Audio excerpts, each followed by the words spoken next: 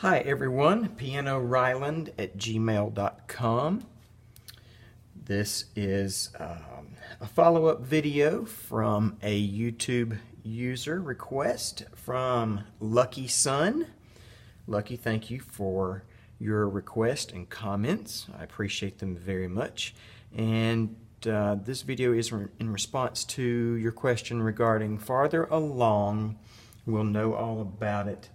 You had mentioned fast forward to the timestamp. I believe it was about 13 minutes and 38 seconds in the demo video. I think that was the very first demo of Farther Along. We'll understand why. And you had mentioned take timestamp 13 minutes 38 seconds to the end and pull out that and explain it. You have asked a very difficult thing of me, and I really appreciate it. Actually, what you're hearing at that particular point was just me doing some neat little tricks and things at the end of the demo video.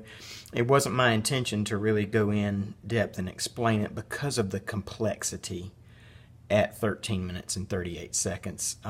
Those are very advanced jazz techniques for fingering and chording, and then also with the chord structure and movements, jazz stuff.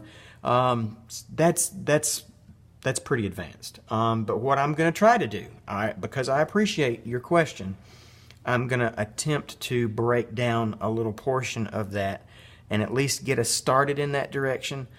So first let me say thank you and be patient with me. I'm going to try because I've never explained advanced techniques like this in a video before. So let's get started. 13 minutes 38 seconds into Farther Along. We'll know all about it. Farther Along, we'll understand why. Cheer up, my brother. We'll live in the sunshine. We'll understand it all by and by. So we get through the verse and the chorus, and then at the end I just threw in this little teaser of the advanced stuff, and it goes something like this, but please go back and look at the demo video.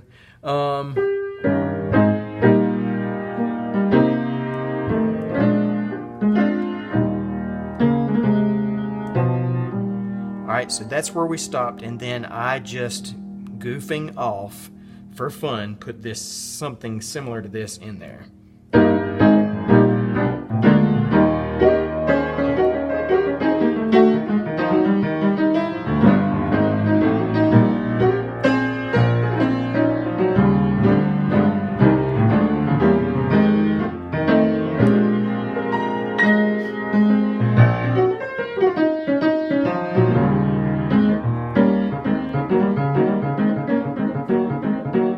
There's a lot of that pullback. And then this is where another good place we need to start. In a couple of videos you've seen me talk about using 5 fingers but striking 6 notes. See right there? See how my thumb? That's pretty much the technique I use anytime we're going to need 6 notes under 5 fingers. So here they are. D flat, E flat. Remember me talking about my index finger gracing off of the G flat up to the G, that pull off right there. Then you got B flat, and then another D flat and E flat right there. So what you're seeing is just a bunch of jazz mess I've heard other people do.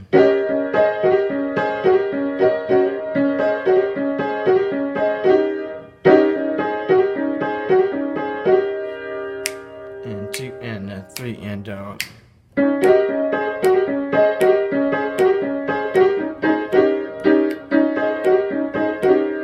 it can be done all kinds of different ways, just how you want to voice it and your timing.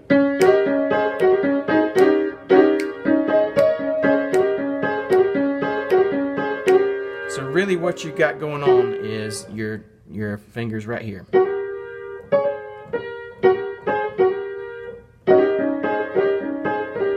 So you got these two on the G and the B flat, and then it switches a little bit and goes to the index and the 4th finger for the pull off. Let's slow that down. just let you see it in action. So when I strike the E flat 7, my index finger does the pull off.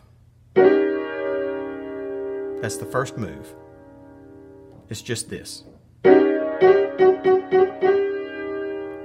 the next part is the second and third fingers right here.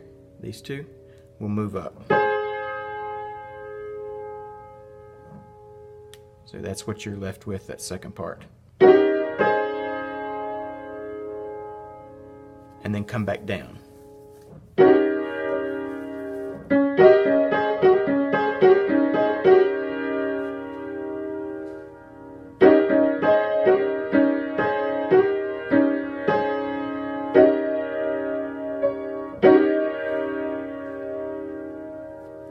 Okay. All right, so that's pretty much where I kind of started.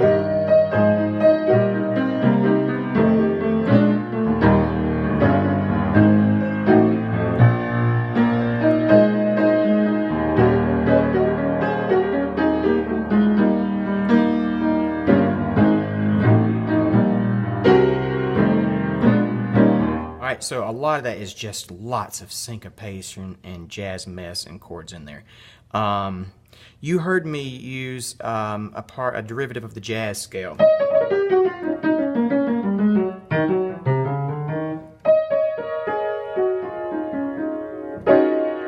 And in one of the other videos we talked about this.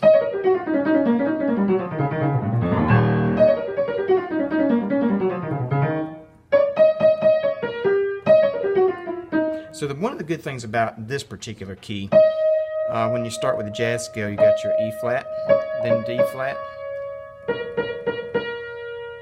then B flat, G natural, G flat, F, E flat, D flat. So you need to strategize the time. You need to find your space. How much time, how many beats do you have to make these jazz scale runs work? If it's only 1 or 2, then that means it's going to compress the amount of notes that you can actually hit. If it's a longer span of time, then you can stretch it out further.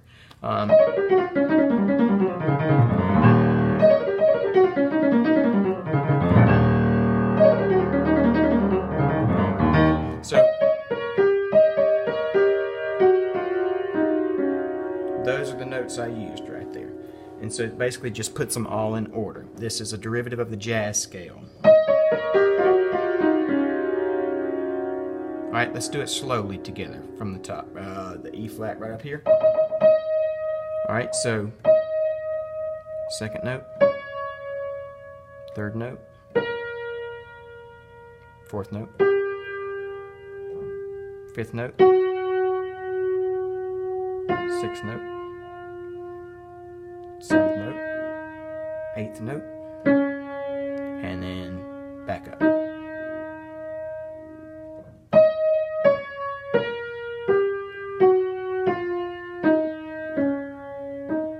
Again.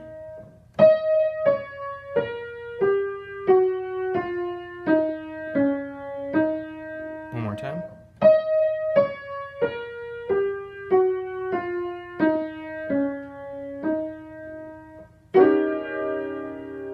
The neat thing about this particular derivative of the jazz scale, you can use this same pattern in any major key.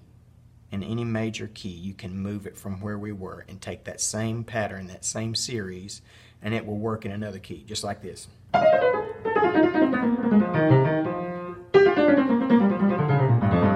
So you can work in all the major keys. It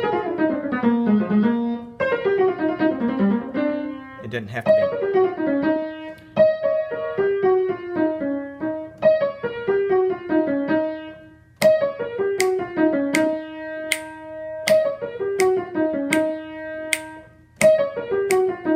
It's got to be right in rhythm, not sloppy, not behind, very precise.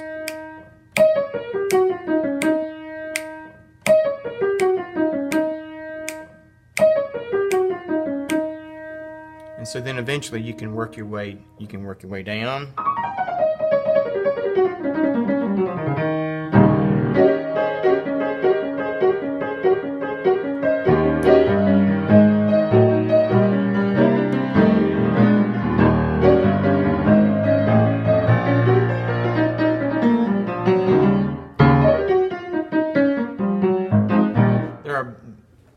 unlimited almost numbers of ways that you can go about moving on your jazz scale.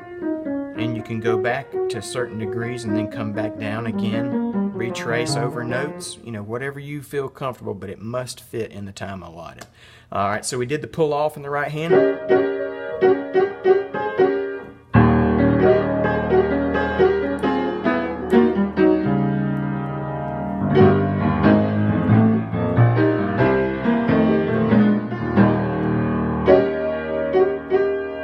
And the jazz scale.